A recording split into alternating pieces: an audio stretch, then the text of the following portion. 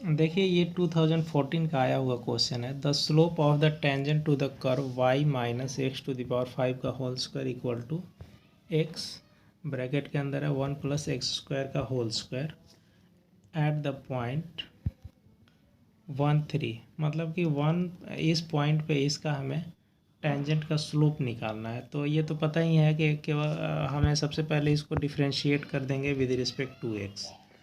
तो जब उसको with respect to x differentiate करेंगे तो ये कुछ इस टाइप से बनेगा। पहले मैं इक्वेशन ही लिख देता हूँ, y minus x to the power 5 का whole square equal to x 1 plus x square का होल स्क्वायर।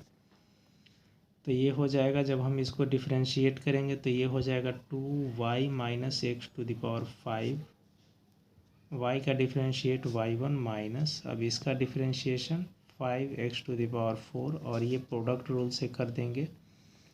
तो पहले हम ये पूरा लिख देते हैं, x को फर्स्ट टर्म में डिफरेंशिएट कर देंगे तो ये हो जाएगा 1 प्लस एक्स स्क्वायर का होल स्क्वायर, x का डिफरेंशिएशन 1 हो जाएगा, और फिर x लिख दिया, और इस पार्ट का आप डिफरेंशिएट करेंगे तो 1 प्लस एक्स का होल स्क्वायर इंटू 2x हो गया। तो अब इस पॉइंट पे हम देख लेते हैं, एट द पॉइंट 1,3 पे, इसके लिए जहाँ जहाँ x है उसके जगह 1 लिख देंगे और y के जगह पे 3 लिख देंगे। तो ये हो जाएगा 2 3 माइनस 1 y1 माइनस 5, क्योंकि 1 x के जगह 1 रखेंगे तो 1 का पावर 4 1 से ही मल्टीप्लाई होके 5 ही रह जाएगा यहाँ, और इधर ये हो जाएगा 4 और ये प्लस 8 इक्वल टू 12। हम ये देख रहे हैं कि ये भी 2 है और ये भी 2, मतलब 4 है ये एक तरह से।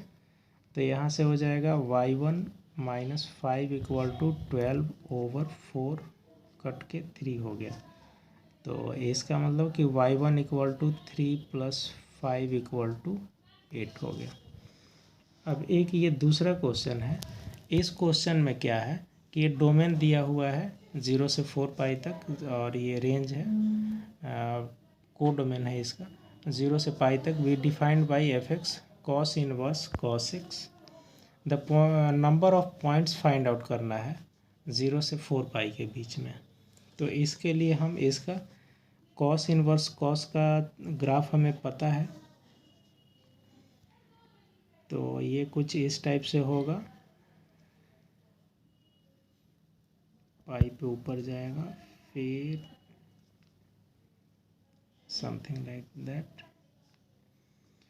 ये हमारा ग्राफ हो गया cos इनवर्स cos x का। ये है 0 और ये है 2 पाई, ये है 4 पाई। अब फिर इसको हम,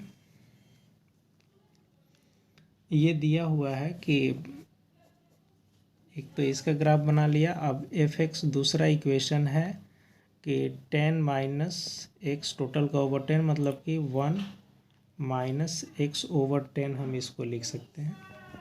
तो ये 1 के आसपास से जाएगा और ये इन दोनों के बीच इसी के आसपास में करीब आएगा। ये इसके बिल्कुल नीचे है 3 पाई, और 10 इसी के आसपास आएगा। तो यहाँ से लेकर के वहाँ तक हम एक स्ट्रेट लाइन कर देते हैं और वहीं इसका ग्राफ हो जाएगा, जिसमें से ये जो पॉइंट्स है ये एक्सक्लूड करेंगे। तो हमारे पास ये 3 सॉल्यूशन मिल रहा है कि इसमें 3 पॉइंट इंटरसेक्टिंग पॉइंट है। तो यही इसका आंसर हो जाएगा,